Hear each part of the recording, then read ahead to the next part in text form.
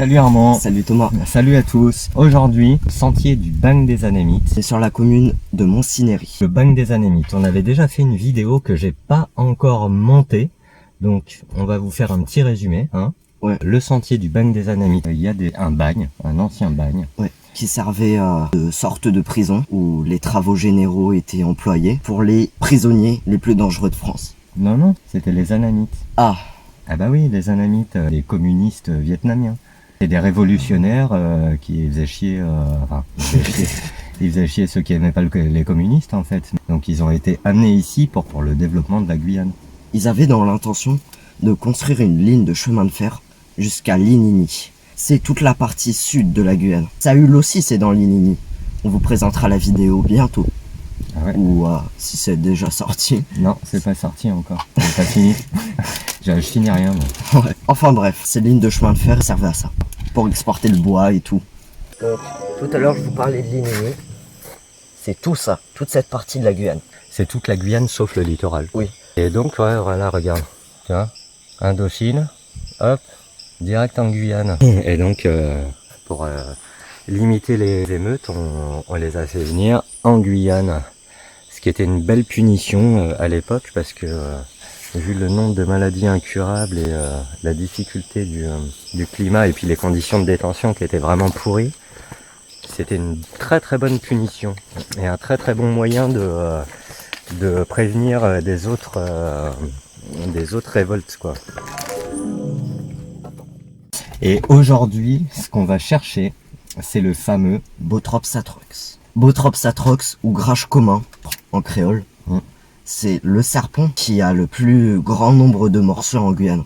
Plus grand nombre de morsures venimeuses qui aboutissent parfois à la mort. Ouais, parce que ce serpent, en fait, il y en a déjà beaucoup et on le retrouve dans pratiquement tous les milieux de Guyane. Oui. On le voit dans la forêt, dans les savanes, un peu tout type de terrain. C'est pour ça que c'est le serpent, en fait, le plus dangereux de Guyane.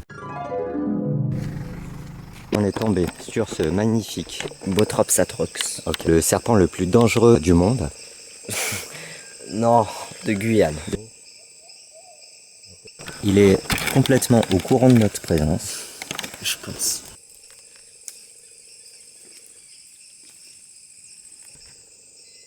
Alors nous, on vient au Bagne des Anémites exprès pour trouver ce Bothrops atrox parce que lors de la première vidéo, on en avait trouvé un. Donc comme cet animal est très territorial et qui reste souvent au même endroit, on va essayer de le retrouver là où on l'avait vu la dernière fois. Sans se faire mordre. Ouais, ça serait super bien. Ouais, c'est pour ça que je privilégie mes Rangers, les chaussures montantes. N'essayez pas de l'attraper sans ces genres de chaussures. Ça pourrait se terminer à l'hôpital de Cayenne. Et franchement, personne ne veut ça. Non. N'importe quel hôpital d'ailleurs, c'est pas parce que c'est Cayenne. Bah, Cayenne, particulier. Bah, c'est vachement mieux que beaucoup. Là n'est pas la question, on va essayer de terminer. Demain, je vais essayer d'aller au collège sans aucune morsure.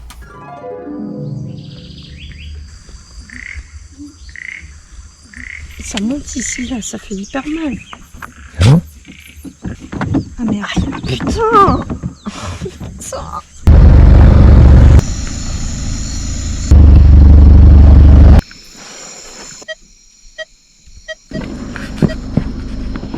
Sur le torse. Armand. Prénom Armand. Ouais.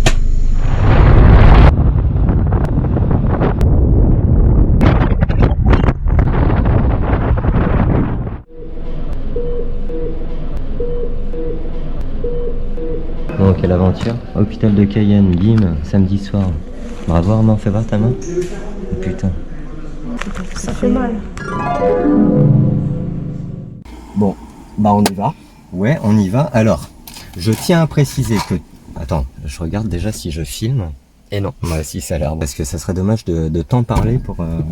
je tiens à préciser que tout ce qu'on va vous dire sur le Bothrops atrox, on le tient de sources vérifiées. Et ces sources vérifiées, c'est Serpent et Amphisbène de Guyane française, écrit par... Fausto Staras. Ouais. Salut. Ouais, salut Fausto, j'espère que tu vas bien. Spéciale dédicace pour toi Fausto aujourd'hui. Et si on se trompe dans ce qu'on va dire, c'est entièrement de ta faute. Non. Ouais, c'est parce qu'on a mal lu aussi, Ouais, peut-être. sans doute, plutôt. Serpent et amphisbène de Guyane, 600 pages. C'est un gros pavé, donc on va le laisser dans la voiture. On va pas l'emporter dans le sac à dos. Ouais, parce que 3 kilos en plus. En tout cas, ce livre, même si vous n'êtes pas spécialement passionné par les serpents, mais si vous vivez en Guyane, C'est en fait, indispensable ce c'est- livre. Même pour pas un grand lecteur, ce livre, je le conseille fortement. il y a la liste de tous les serpents non venimeux, donc ici, tous les serpents moyens et les serpents venimeux en rouge. Donc, combien d'espèces de serpents dans ce livre? Je crois que c'est 113. Bah, regardez cette photo, elle est impressionnante. Donc Fausto avec ses enfants et sa femme. Génial, c'est un anaconda. Et nous, on va donc chercher le Bothrops atrox. Voilà, c'est celui-là. Le Bothrops atrox, on va chercher celui-là. Et donc, super bouquin et super pub, hein, Fausto. Hein. On peut pas mieux faire. Bah, on y va, Armand? Bah, je vais aiguiser ma machette et on y va. C'est parti. Allez, go!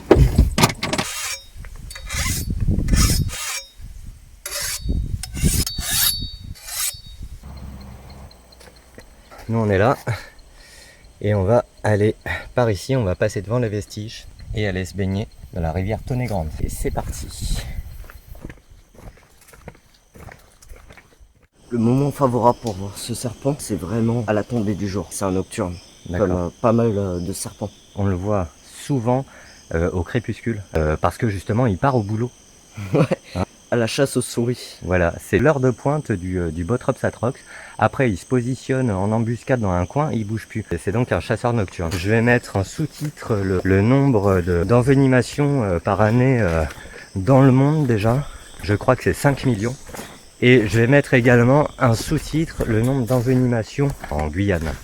À mon avis, tu vas avoir du mal à avoir le nom précis. Puisque tous les Amérindiens et tout qui vivaient dans la forêt et qui ne sont jamais allés à l'hôpital, tu vas avoir du mal. C'est vrai, c'est pas bête, ouais. Disons qu'en Guyane, c'est compliqué d'avoir des chiffres sur plein de choses, justement pour ces caractéristiques ethniques, quoi. Tiens, au fait, le nom du Bothrops atrox en brésilien. C'est Jararaca. Jararaca qui est le nom de ma boîte mail. Le grage grand carreau c'est Solocucu do Pico. Bothrops bilinata, un Bothrops vert, arboricole. Jararaca verde. 2 Bothrops terrestres et 2 Bothrops arboricoles. Les deux arboricoles, c'est Bothrops bilinaeta et apparemment c'est très rare. Le Bothrops taetinus, un truc comme ça. Et terrestre, donc il y a le Bothrops atrox et le Brasilie. Ouais, Ouais, c'est ça. Brasilie. Ouais, Brasilie. Je commence à connaître, moi. Bah ouais, depuis le temps que je t'en parle. Faut bien regarder au pied des arbres. Et surtout au pied des arbres qui ont des contreforts. C'est souvent là qu'on les trouve lovés comme ça. Faut bien regarder un peu partout. Et même sur la piste en fait, parce que à force de regarder dans la forêt, on peut marcher sur un serpent bien visible.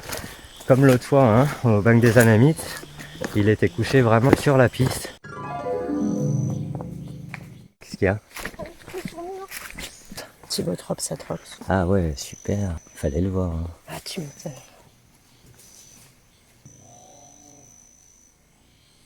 Un serpent de petite taille comme ça, quand il te pique, ça fait mal? Ah, c'est encore pire que les grands. Ils mettent moins de venin, mais ils savent pas réguler leur morsure.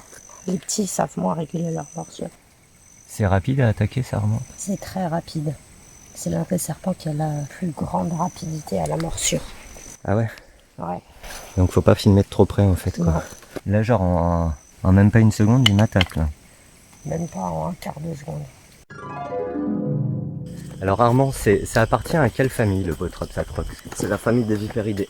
Alors j'ai lu un truc hier, je m'en souviens plus, c'est quoi la différence entre vipéridés et vipériné?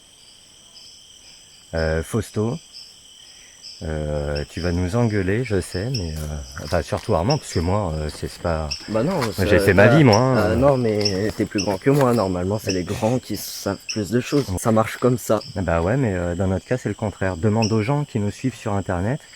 Moi, Kevin, il m'a dit que le maillon faible, c'était moi. Donc toi, tu connais tout. Bah, c'est cool. Bah oui. Normalement, c'est toi qui es censé savoir. C'est pas moi qui veux devenir herpétologue. Hein. Donc tu dois bosser là-dessus. Hein. Ok.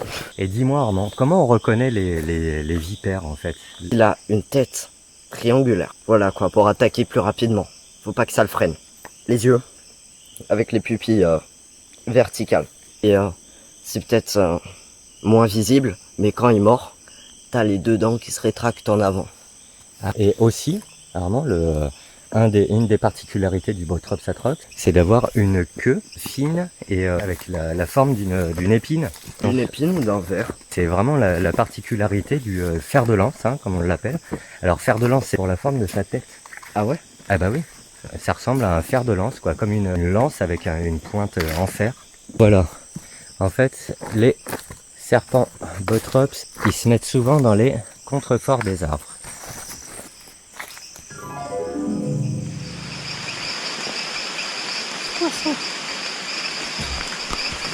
C'est un fer de lance.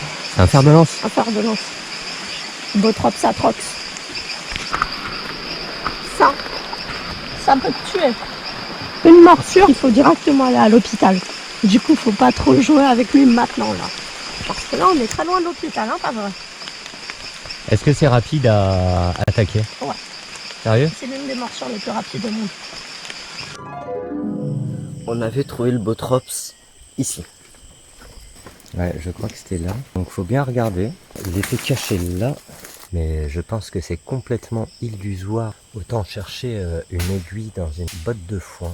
La meilleure des recherches, en fait, je crois que c'est comme dans la vie, c'est le hasard. Alors les Botrops atrox, ce qui est marrant, c'est qu'ils font un peu comme les crotales. Ils remuent le bout de leur queue quand ils se sentent menacés. Et on peut les repérer de temps en temps comme ça. Hein. Ouais. Comme celui à Caux là, hein, la dernière fois.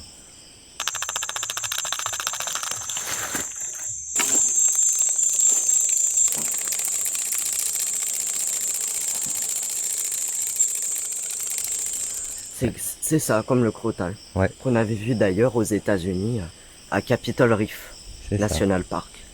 On vous montre les images.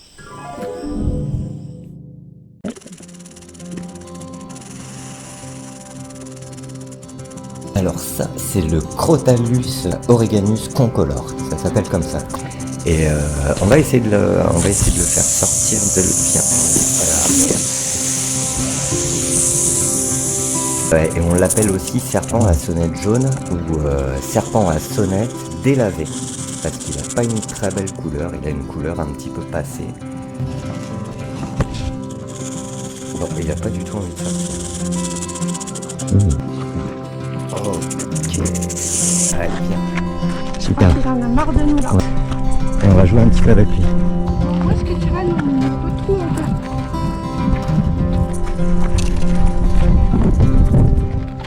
Notre mission était de trouver un serpent à sonnette. Et on l'a trouvé. Prends sa petite queue là. Ah, il se déplace comme les serpents sur une dune. Attention. Il possède l'un des venins les plus toxiques d'Amérique du Nord. Ah, il est génial. Tu veux le toucher? Non. Et son venin est même plus toxique que celui du cobra d'Asie. Non, Tom. C'est un des serpents les plus venimeux du monde. Ça va vachement bien. Oh, on va manger. Ah, il a fait caca. Fais gaffe, putain.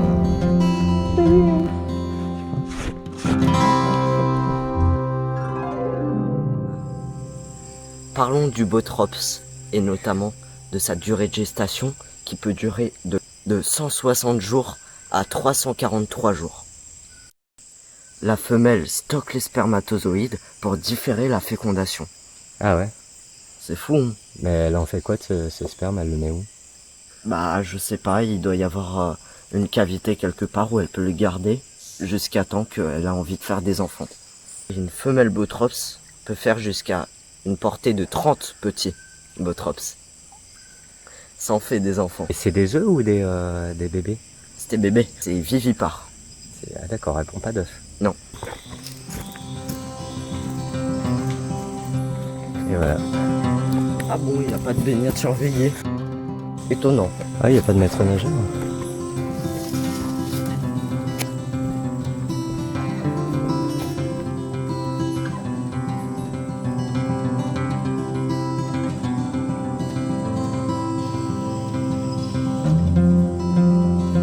Ça y est, j'ai réussi à faire le logo de la chaîne. Ah ouais, tu fais de la pub? Ouais, comme ça les gens équipent à ça. Ça, c'est quoi Typique Explorer? C'est une chaîne merveilleuse qui parle de la faune et de la flore guyanaise sous plusieurs angles. Point. Après une randonnée, on a le droit de s'amuser. Ah bah vas-y, amuse-toi, mon lapin. Bon, moi, ça m'a mis dans le bain. C'est une super attraction. Franchement, je vous le conseille. C'est trop bien. Putain, t'as des abdos, fais voir. Ah ouais, on les voit là. T'en as presque plus que moi.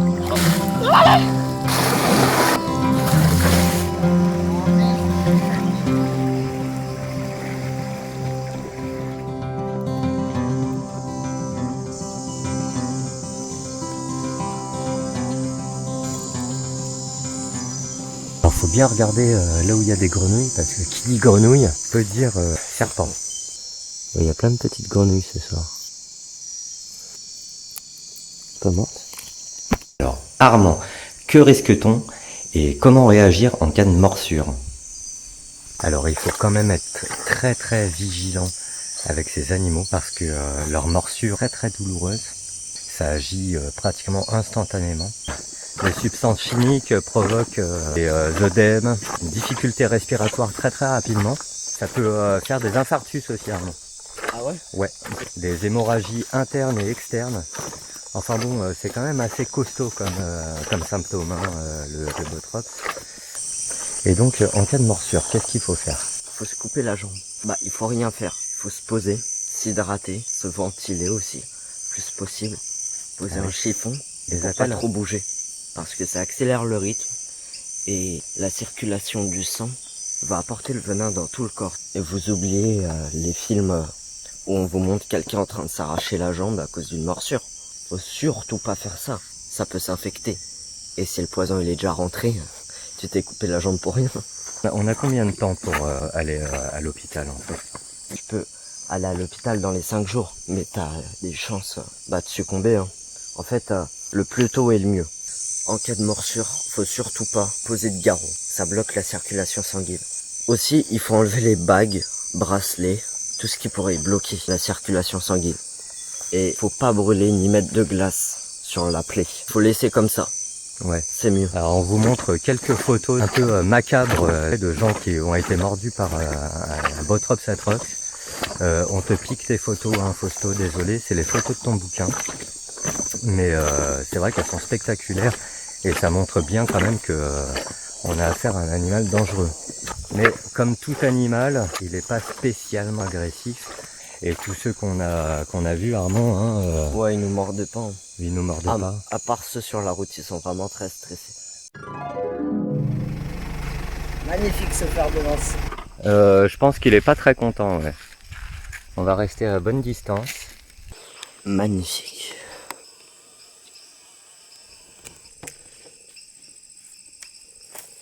Par l'arrière, hein, par Fais contre. gaffe, Là. fais gaffe. Parce que tu vois, il peut se retourner comme ça. Ouais. Et c'est très rapide. Donc, on va essayer. D'habitude, on aime les embêter. Il a soufflé. D'habitude, on aime les embêter. Mais le problème, c'est que là, il a l'air très vif. Fais gaffe. Hop. Ouais, effectivement.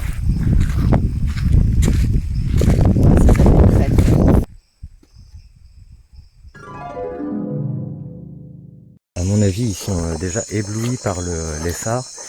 Ils ont ressenti des grosses vibrations de la voiture, donc ça doit déjà à moitié les stresser.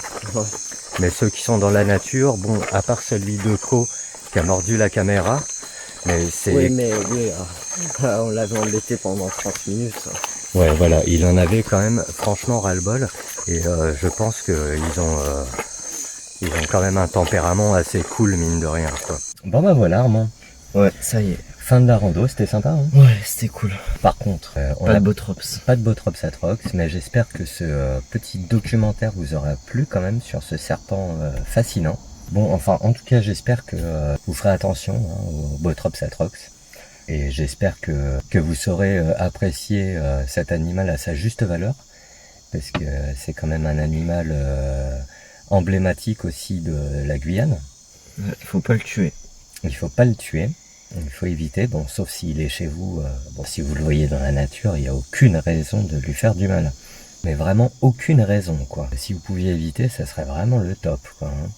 Là, on vous en serait reconnaissant, ainsi que le Botrops lui-même. Et donc voilà, alors, magnifique animal, qui cristallise parfois les craintes des Guyanais. Tout comme les vipères dans pratiquement tous les pays où elles sont présentes, et les serpents d'une manière générale, ce qui est bien dommage parce que c'est un animal, les trois quarts sont inoffensifs, et pour les serpents venimeux, ils sont souvent beaucoup plus pacifistes que beaucoup d'humains. C'est sûr. On y va, Armand? Bah ouais. Et bonne soirée à toi. Bonne soirée à vous Ouais, aussi. bonne soirée à vous. Voilà, on tient. Semble le balancer dessus. Ils ont quand même un tempérament assez cool. Qu'est-ce qu'il y a? Ah, il m'a grillé. Wow. Oh, Il a bien mordu la perche là. ouais, ouais. Attends, on va le mettre sur le rocher. Il faudrait juste regarder ses capacités arboricoles. Il a pas l'air d'en avoir beaucoup. C'est des belles photos là. Non. Et il était intéressé par le GoPro. Ouais, me le balance pas dessus.